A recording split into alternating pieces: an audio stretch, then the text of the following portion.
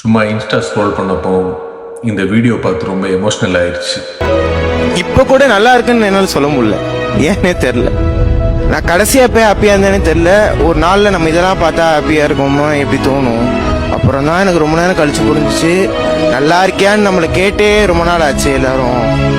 இவர் கேட்குறாரு, உனக்கு என்ன பிரச்சனை, நல்லா இருக்கியா, to you feel happy, is every thing going okay.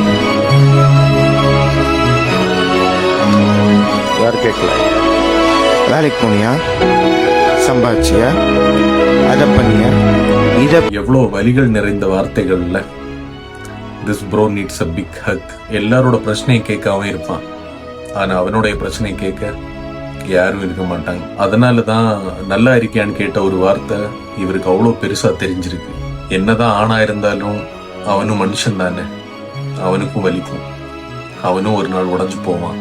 உங்க லைஃப்ல இருக்க அந்த ஆண் கிட்ட இன்னைக்கு நல்லா இருக்கியான்னு ஒன்று கேட்டு பாருங்க.